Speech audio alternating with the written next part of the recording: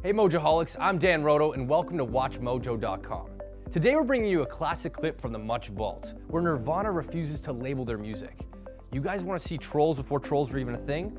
Check out this 1991 era interview. First things first, I guess I read the first page of your bio, and you're talking about punk rock. Now, are Nirvana still a punk band? Well, I like biorhythm machines, and I put my hand in one, and it was a pretty punk readout. It cut my hand. I said, Lord, you're so punk. Well, no, but I mean, does that term still apply to you guys, though? Or have you? So I don't think we've ever been labeled as punk rock in the first place. We just played in the underground circuit. We like punk rock more than any other style of music, so yeah, we're punk rock. Well, I think everybody was sort of into punk rock before the band really evolved anyway. We were a band. So it's definitely everyone was sort of bred on the punk thing.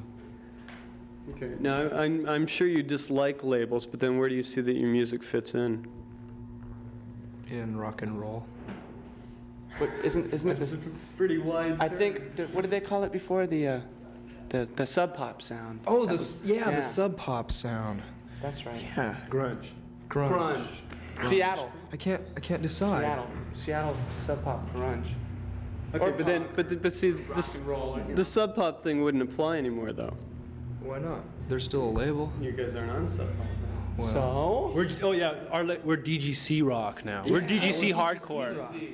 DGC You hardcore. found Right. And MCA in Europe and Canada. Right. We're MCA. we're punk. MCA here too. We're MCA. Yeah, we are. Okay, now again, like I realize you guys dislike the labels, but I mean it's still a case of No, we love DGC. What, music labels, or labels the way people label people of race, creed, or color, national origin. Brother, we're all here on this floating sphere through space. Okay, but this is a little bit different though, because I think to a certain extent, people that are out there want to know because it helps them decide whether they like it or not, right? I mean, yeah, that's not necessarily a category thing, but it's still like. We like to say that we're the Black Sabbath molesting the Bay City Rollers, or the Knack, maybe. Okay, well that was something else. No one would like us at all. That would be something else I wanted to ask you guys about. Now, you mentioned the Knack and the Bay City Rollers.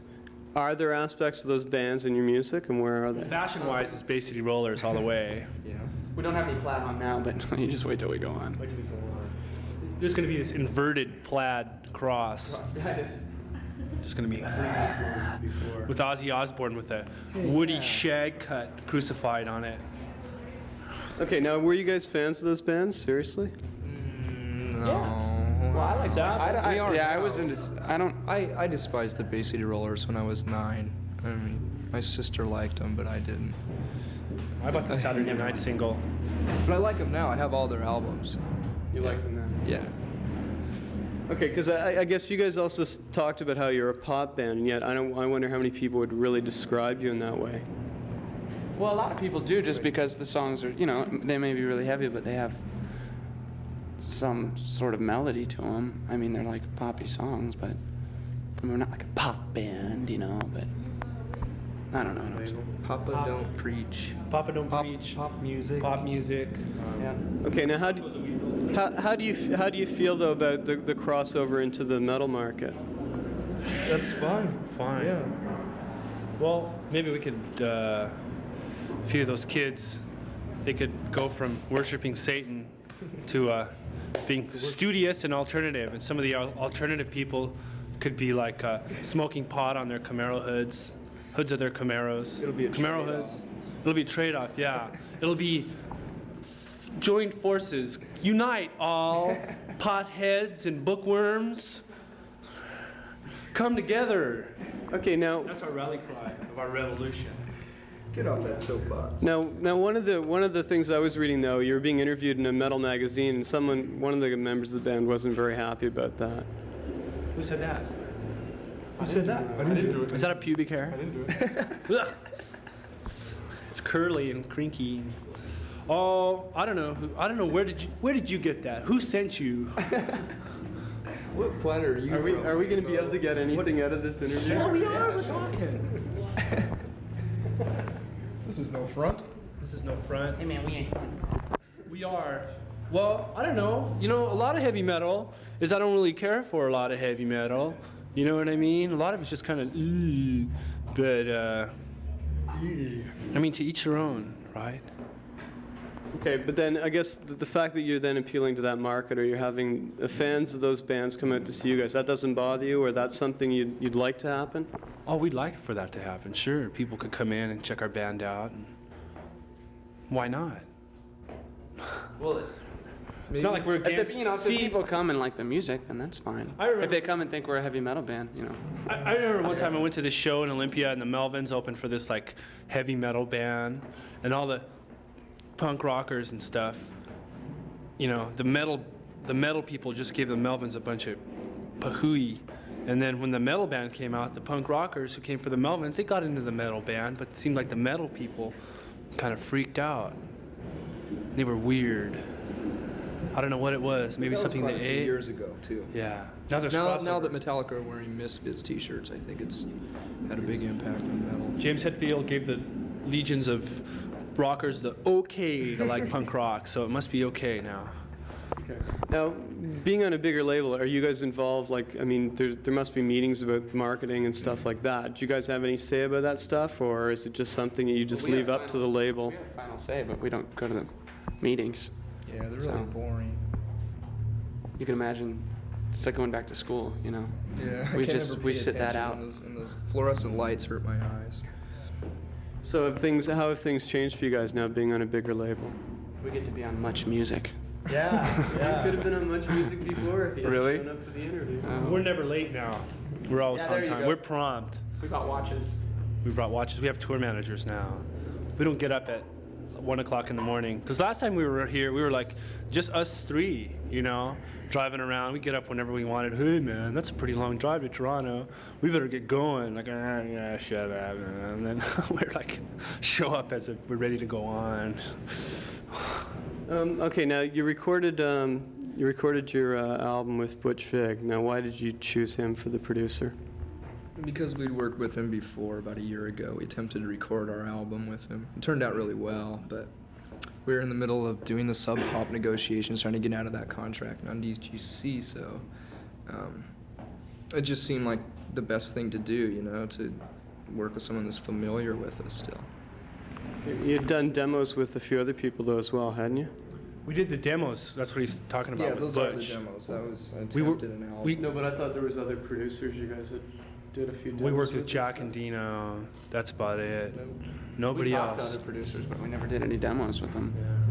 So And was there stuff you had heard by Butch before you'd worked with him that kind of decided it, or? Yeah, it sounded really good. There was like Laughing Hyenas and Killdozer, pretty crunchy, meaty stuff. And we thought, yeah, we'll try this guy out. So we did the demos, and then nothing came out of that. So we called him again, and he flew down to L.A., and we all flew to L.A. And we drove to L.A. Well, we drove to L.A., and he flew, and we made this record.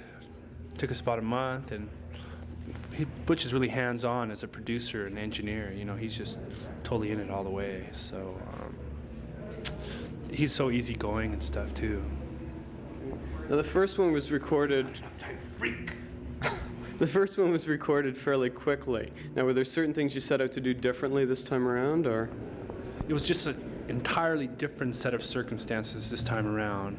You know, entirely different set of circumstances.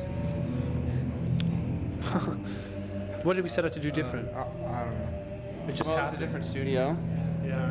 and different producer and You know what we different did? different Different state. We just did that whole major label go to Hollywood and record a record thing, but we didn't get stuck with some goofball producer. We got the producer we wanted, you know, and we don't really have any regrets about how it turned out. We think it turned out great and what we did, but I think next time around we're kind of going to choose a different path because it's such a well-worn path. We're going to trot off the beaten track. What's the different path?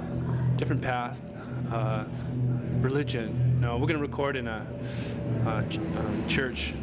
No, a different path. I don't know. I think we might record the next record as we go along. right? We might record it on a boom box. We might record the record like in an airplane bathroom because of the dynamic acoustics. Just depends, you know. We did our Go to Hollywood, just like I said, we did that Go to Hollywood trip. Maybe we'll record in somewhere else. Maybe some natural. Oh, we're recording some Greek theater somewhere in Greece, like the Acropolis or something. Whoa. Okay, now the first one was done more or less as a live thing. Yeah. So this time around, was it consciously like a studio effort and away from the live sound? No, I don't think the first album was live. I mean, we recorded it in a studio. You know, we did overdubs. We did record like basic No, tracks. we did. were We live. overdubbed all guitar and vocals and yeah, everything. Oh, I thought it was done pretty much No. one shot. It was done in like 4 days, or I don't even forget how many days. Under a week, 3, 4, 5 days, something like that. $600. You know what? When we were mixing it, we were really sick, and Kurt went down to the health department, and he got these codeine cough syrups, and we were just popping those, and we were just like in la la land. And then we were like hands-on producers, just cooking on this codeine joy juice. I think it had a big effect on how that record turned out. That's the honest truth. Okay, now with the cover of the new record, is there a certain concept you guys are trying to put across with the cover? It's open for interpretation. You know, think about a baby swimming through water, dollar bill on a hook. You know, that's the fun part of it. Decipher. Maybe a person could find a new way of life. So we were speaking of paths. They can take off their clothes and bite into a fish hook in water. See how that feels. Well, I sort of thought it related to the band though, this is sort of your first jump in the water towards the huge bucks and all that. Right on. Now, see, okay, well, I never thought of that. Well, there you go. That works too. See, it's open for interpretation. And that's the whole idea? You guys don't like explaining anything to do with your music or to do with what you're doing. Just like Ricky Ricardo said, "Splain, Lucy, splain." Lucy never did. Ricky. No, okay. Now, why don't you like talking about it though? What's the problem with going on camera and just relating a little story to do with it? There's nothing to be said. It's all in the music, man. It's all in the music. It's all in the meat. You don't think that people that are fans of you would like to hear what you had in mind, maybe, or I what you want were? to hear what they have in mind, you know, Yeah, or like how what they you just interpret said. I it. mean, that was You so would. cool. Yeah, But- I'd like to get some letters. This is what my analytical My idea is, personal what your critique. lyrics are about. You know, it doesn't matter. Yeah. It doesn't matter, man. You know what we do is we get all drunk and we get in these heavy philosophical conversations. What we are is we're pothead philosophers with no type of studious background or anything. We just... Okay, so what's your relationship now with Sub Pop? How are things with them? Oh, we get along with those guys. I mean, we stop by and say hi. That's about it, really. We're pretty much off the label. We're on DGC. DGC does all the work. No, there was a Sub Pop logo though on the first single or whatever. Yeah, it's going to be on the record too. It's a contractual obligation. Basically, that's it. Okay. Now, there was a little bit of bad blood at first though, wasn't there, when you guys were leaving? Yeah, it was. I think a lot of that was lack of communication and assumptions, but now we put all that behind us now and we just get along. Because there's no reason to bear a grudge, right? Forgive and forget, huh, brother? Now, are you gonna come back after a certain period of time and do like a freebie single or anything like Soundgarden did, or? A freebie single? Just like my Uncle Jim said, nothing in this world is free. But, I don't know, we'll probably do something like that. It's always fun to release things. Maybe we'll just go and release something, you know. Maybe we'll record a record with people on work release.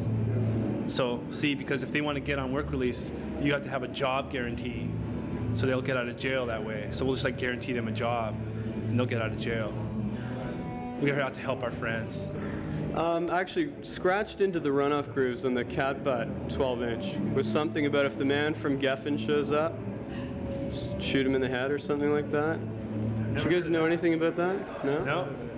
No, it was something I discovered just recently. I thought it was really ironic. First time we heard of it. So it's a Cat Butt single that came out a long time ago? 12-inch Sub Pop thing. It came out a long time ago? Yeah.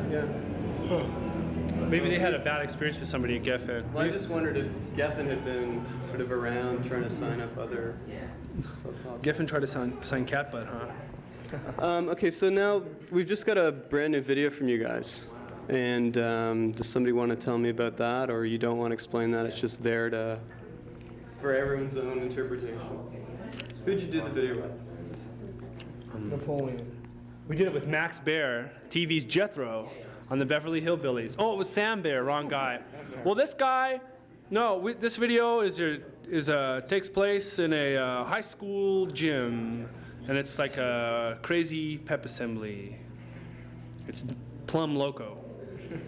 Okay, now why'd you use that song for the video, first single and all that? Well, we just kind of said, hey, what songs? We were asked, what songs you guys want to put out first as a single, and we just thought about it. Oh, I say this song. Oh, I say that song. Then we thumb wrestled, and we thought Teen Spirit. Let's do Teen Spirit as our first single. Now, isn't Smell Like Teen Spirit, isn't that from a deodorant commercial or something? Is that where you guys got it from? No, we didn't get it from that. We found that out later. No, Yeah. pure coincidence. It is pure coincidence, yeah. It's such a big world, you know? It's a small world. It's kind of a medium-sized world. Like if you put the planet Earth between Jupiter and like Uranus, which is really small, it's like medium. Okay. Did you know that the biggest star in the whole galaxy universe is as big as an atom is small? Did you know that? Isn't that wild? That's more pothead philosophy. Now, in between the last Sub Pop thing and this album, there seems to have been a lot of bootlegs released. And I just wondered how you guys felt about. We don't mind the live stuff. That's fine. It's just when they start bootlegging stuff that's unreleased and wasn't intended for release in the first place. That's when it starts getting kind of hairy.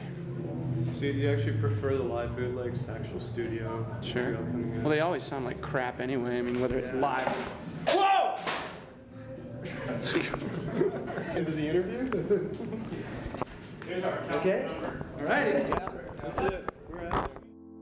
Check out these other great clips from WatchMojo, and be sure to subscribe and ring the bell to be notified about our latest videos.